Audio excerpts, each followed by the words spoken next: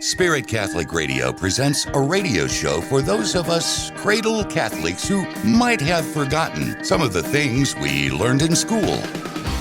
And now, Cat in the Cradle, Catechesis for Cradle Catholics on the Spirit Catholic Radio Network with your host, Father Jeffrey Loseke from St. Charles Borromeo in Gretna. Here's your moderator, Damian Montez. Welcome to Cat in the Cradle, Catechesis for Cradle Catholics. My name is Damian Montez. I am the production director and good news reporter here at Spirit Catholic Radio. And the host of our show is Father Jeffrey Loseke from St. Charles Borromeo in Gretna. Glad to have you with us, Father. Always good to be here. Thanks, Damian. First, the name of the show, Cat in the Cradle, Catechesis for Cradle Catholics. So it sounds to me like it's almost like RCIA for Catholics. Isn't that kind of redundant? Catechesis for Catholics? It sounds like we should already know this, right? You would think. There's a wealth of information out there, and we never stop learning. What I have found in my 20-some years of priestly ministry is that it's the Catholics. You know, we reach a certain age where we're like, I want to know more. Yeah. I'm ready to learn more. When I was in religious ed, when I was in Catholic school, I took it all in. I sat through the classes, but I didn't really learn.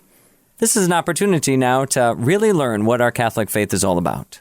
Well, and it's funny that we have this kind of program because more often than not, and I'm an example of this too, my wife went through RCIA, and I felt like I wasn't able to help her because she was learning more about the Catholic faith as an adult in RCIA than I don't know if I learned it or forgot it or, but she would ask questions and I would be like, I should know this, but I don't. And I felt so horrible. I'm a cradle Catholic. I should know these things and I should have this. Apparently, I didn't get a good grade in this class or in school. And so there's that guilt of, wow, did I waste my whole life being a Catholic and not learning any of this? Your experience is so common. I hear that all the time with sponsors who are in RCIA, accompanying someone along the way, or the spouses or significant others. When the process is done, or even partway through the process, they're telling me, Father, I am learning so much now, more than I ever did. And I just remind them, there's an old saying that education is wasted on the young. Because when we are young, we're really not ready to learn. We don't know what we don't know. And then as we get older, we realize there is so much out there, and now I'm ready to appreciate it. And so that's why I think we're putting this forward to offer something for someone who's looking for that extra. So what you'll be teaching us are things that we might have learned at one time and forgot. Perhaps, yep. Or what you're teaching us is something we weren't able to learn or didn't learn. Didn't absorb it. We might learn something completely new. Absolutely. I mean, that's kind of what you're here for. We're going to try to draw the breadth and the depth of the Catholic faith together. So whether you're skimming the surface or whether you're already down there a few layers or whether you're not even Catholic, but you're curious about what does the church teach, I think this is for you. And how often do I hear listeners say that they've learned a lot from Spirit Catholic Radio that they didn't know about or hadn't learned? A lot of folks who are in RCI will say this is the door, this is the entry, that they were listening on Catholic radio and they began to learn and then they wanted more. That's right. So we want to provide more. So that's why we call it Cat in the Cradle, Catechesis for Cradle Catholics. We are the class. Father Loseke, you are the teacher. Let's dive in. I'm ready to get my hands. I was going to say get my hands dirty. Let's get our hands clean. There we go. Let's start with that fundamental, basic, why do I even want to know? Okay. Here I am craving something. There's an emptiness. I think there's an emptiness that everyone feels, whether you're aware of it or not. Because as human beings, we do a really good job of covering things up, filling the emptiness. Mm-hmm. I remember working with a young couple, preparing them for marriage when I was a baby priest. And she was Catholic and he was not Catholic. He was a self-described agnostic. So that means he believed in God, maybe, but probably not. He wanted to keep all of his options open. Fence. Exactly. Yeah. I think he was baptized Catholic, but never received any religious instruction. So as we went through marriage preparation, I asked him one day, what's the stumbling block? What don't you accept or understand, or why can't you grasp the concept of God? And he said to me, I think it's because human beings are really good at making up gods. That look at human history, look at civilizations. Every one of them has gods and goddesses and pantheons and temples and all of these things. And he said, I think that we just do a good job of creating gods because otherwise life would be dreadful. That it would be just the slow march to death. And we need something to hope in. And so we've created gods. He really believed that, and I think many do, that human beings make up God to feel better. Whereas the tradition that we hold fast to is that God created us. We did not create God. So I turned the question back around to him. I said, well, maybe that emptiness that you're feeling in your heart or in your gut or that dread, whatever that is, maybe, just maybe, that was put there by design. That maybe there is a God who purposefully left you empty so that you would yearn for something more, that you would never be satisfied in this world. And that's what drives us looking for God, that he wants to be found. And that emptiness is what drives you to find him. So it's the constant wanting to know as much as possible. It is that yearning. And I think that's natural to every single human being, that we desire happiness. We desire fulfillment. We desire to be complete. All of these things at the fundamental, no matter who you are, old, young, whatever culture you are, whatever religion you claim to be, that every one of us has something in common, and that is, I want to be happy. I want to be fulfilled. And that yearning for happiness, I really do believe that God has planted that in our hearts. When I describe this to kids, I will describe it as it's like you are on a conveyor belt and you are a donut that God has made. Right. God has made, and so picture yourself as a donut. And he comes along and he pokes a hole right in the center of you. You're done, you're done, you're done. And he purposefully leaves this empty space within you so that you will now go searching to fill it. Well, what fills that hole?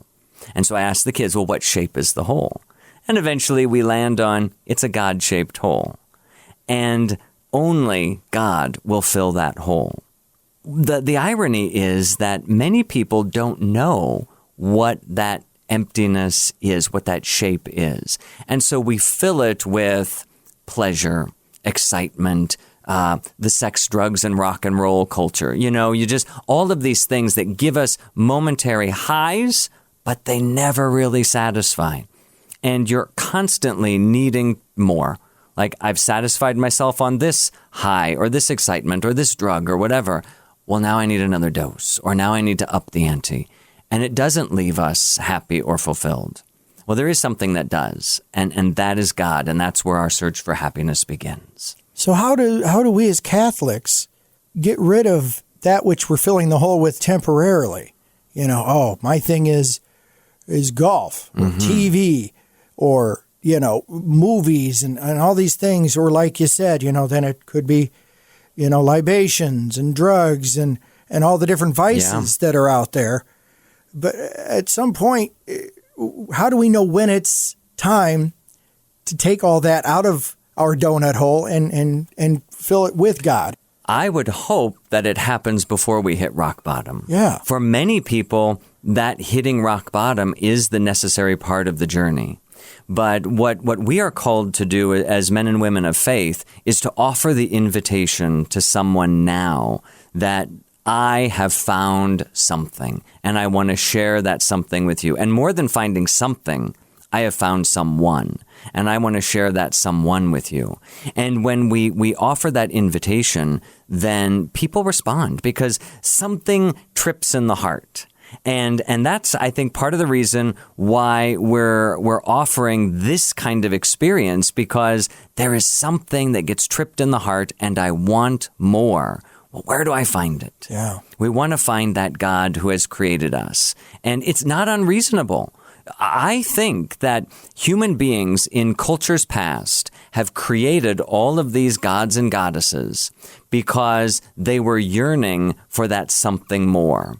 But the one thing that all of them have in common, if you think of a Zeus or an Aphrodite or the gods of Egypt or ancient Mesopotamia or wherever, what they all have in common is they are very much like a human being or an animal or some creature. Yeah. Like we take created things and we just kind of push them all together, and now we get like a Superman or whatever it is. So these things, when you look at them, well, they're really just glorified human beings or animals. They're not really gods and goddesses, but they answer that yearning for something more. Now, the God that we profess, the God that we believe created us, he is so unlike any of those things. When you think about God, who is pure spirit, who is pure being, this God that made us, you can't picture him right away. You can't know him unless he reveals himself to you. God is so other that's why it seems sometimes that there is no God. But that's what gives me comfort, ironically, that this true God is so unlike anything we have created. I don't think it's possible for a human being to have created something we can't imagine, we can't touch, we can't see, we can't hear, we can't encounter on our own. Why would we do that? Because it satisfies nothing unless that God reached out to us and began revealing himself to us. And that's when human beings started to respond.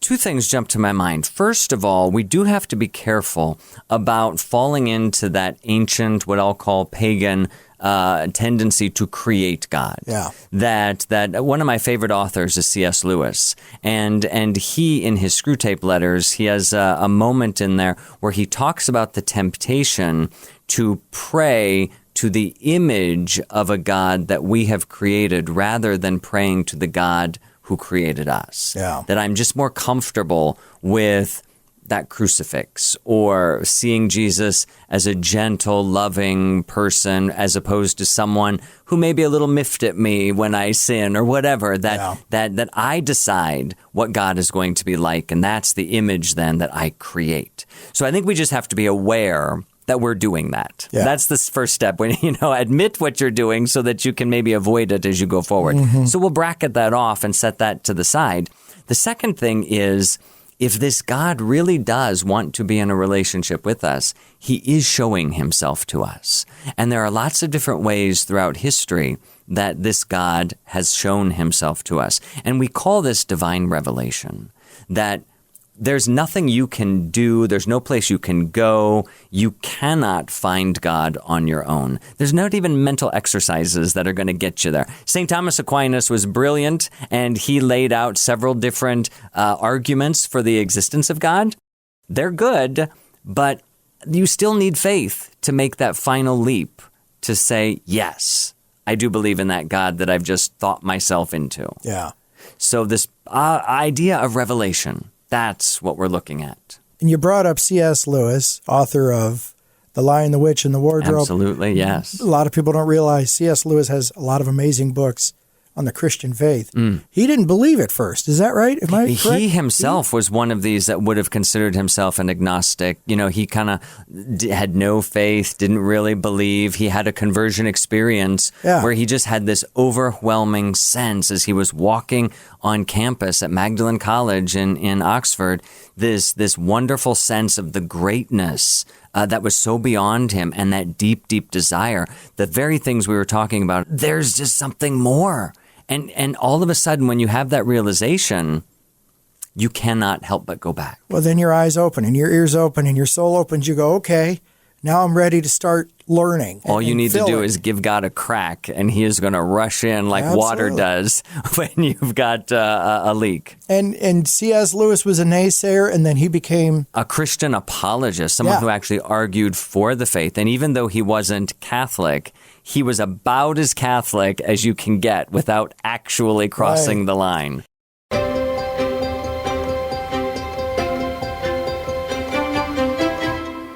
You know, you talk about that donut hole. Sorry, you brought up food. What am I going to do? You brought up filling that hole, that void in us. What do atheists do? I mean, do they constantly fill their lives with things to distract them from the fact that they have this void? It's hard for me to wrap my mind around.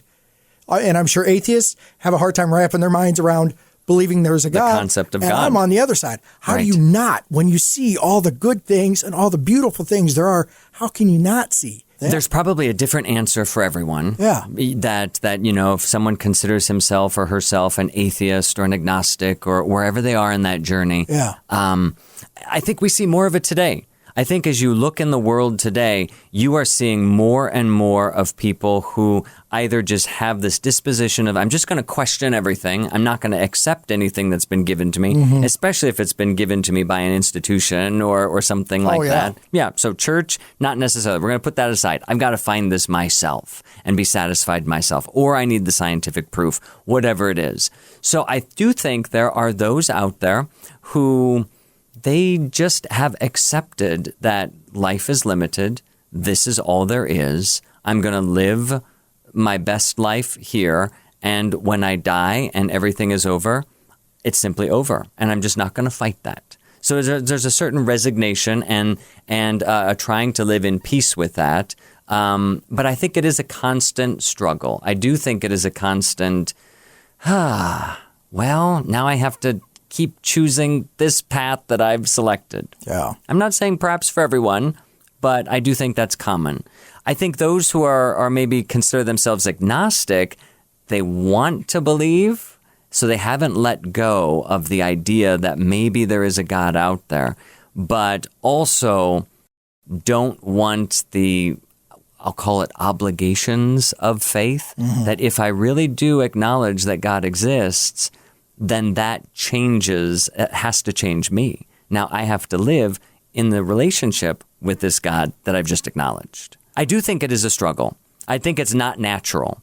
And we have to kind of almost create the bubble, the vacuum in which to live where there is no God. That it's more work to create the not God than it is to create God, if that makes any sense at all.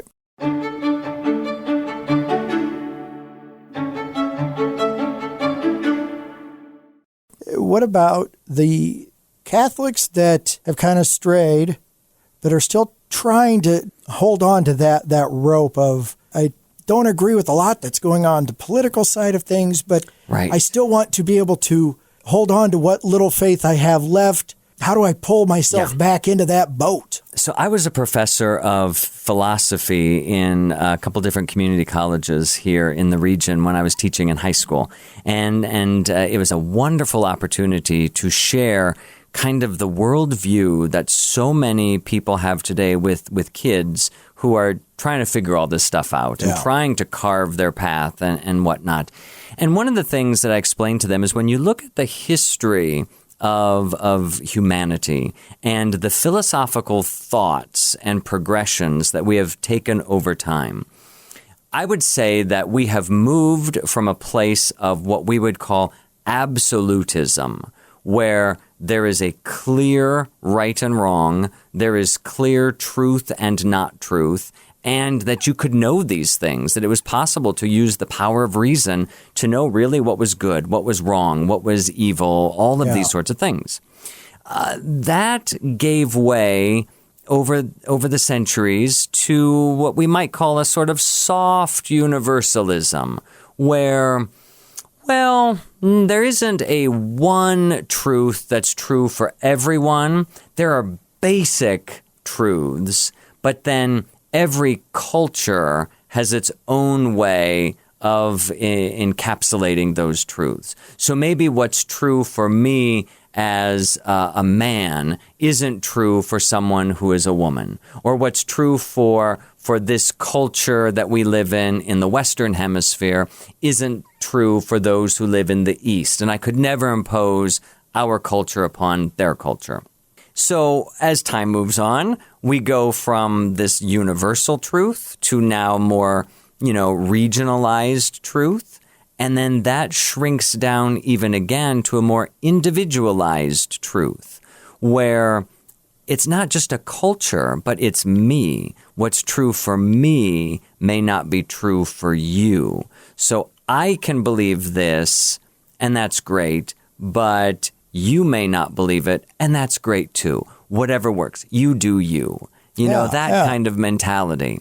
And so now there's no truth that binds the two of us together, because my truth could be completely different from your truth. And I think we're a half a step away right now in the present age from the nihilistic perspective, where there is just no truth, period. It's just a matter of self-expression. Whatever I feel, whatever I think in the moment, and that could change. And so we have all sorts of, you can see it happening in the world today, where we don't even know what a man or a woman is anymore. You ask the question and people can't tell you. I can't tell you what is true or what is not true, what is right or what is wrong, because I don't think those ideas exist anymore. And when you see that happening in culture, religion follows that path as well. Yeah. Now, as Catholics, we would still say we are very absolutist. We do believe in right and wrong. We do believe in truth. We do believe that you can know these things. But I think the world in which we live is in a very, very different place. Yeah. And so the kind of things that the church teaches are very foreign to the average person out there who's a secularist.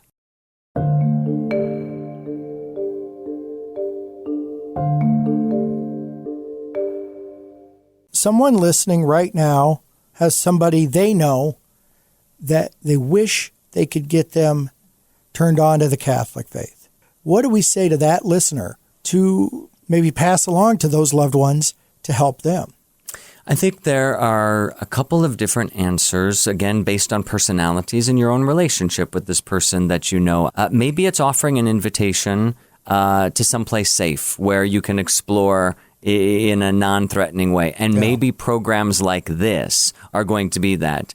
There's this show that I want you to listen to, this program that I think it might answer some of those questions. You don't ever have to tell me that you were listening to it, but you can go do that. Yeah. Sharing your own story about why I believe, and not in a manner that's trying to convince. I think people of faith too often want to apologize in the sense of argue for the faith, as opposed to evangelize, which is to give witness to the faith. And if you're dealing with someone who has no faith, who has fallen away from the faith, who just doesn't believe, we don't want to start with trying to convince. Mm-hmm. I'm not trying to convince anyone of anything. I firmly believe it's my job to evangelize, and it's God's job to convert. So if His Holy Spirit is at work, and I know it is, that if we evangelize and open the door, God is going to get in and change the heart and change the mind. He will do the conversion. I just have to do the evangelization. So are you a person who shows joy? Or are you a crabby old Catholic who grumbles at everything and can only complain and gets all caught up in the world around him and is shooting off nasty notes on Facebook or on social media, whatever? That's going to give no witness at all to the beauty of the faith. Yeah. But if you are a joyful person who is happy and is long-suffering, who can go through trials and not be knocked down and just live with a brightness and a joy without judgment of these people that you have in your life, that's going to be attractive. And eventually, that's going to cause someone to say, why is that person like that?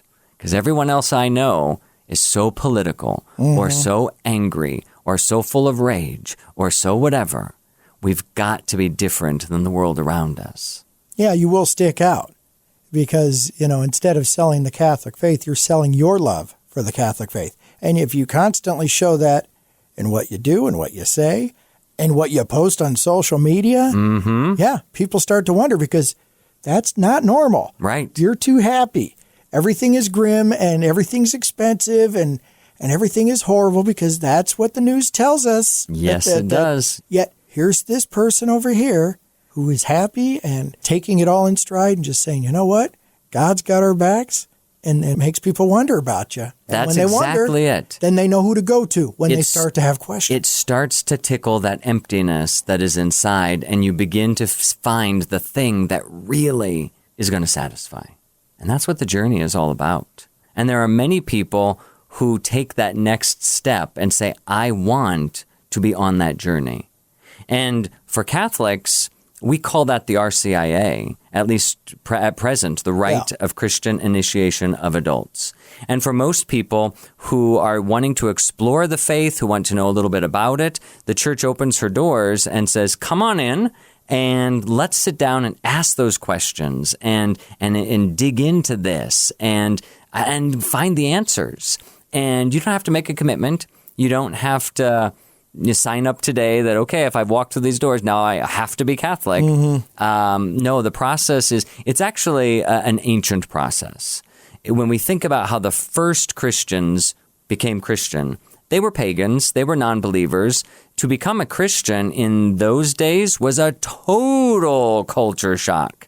So it took some time to learn how to do that. Yeah. So you spent some time, up to 3 years at times, just living with other Christians, learning how their life went, learning what things were believed, how we, all of those things, how we pray, et cetera, et cetera.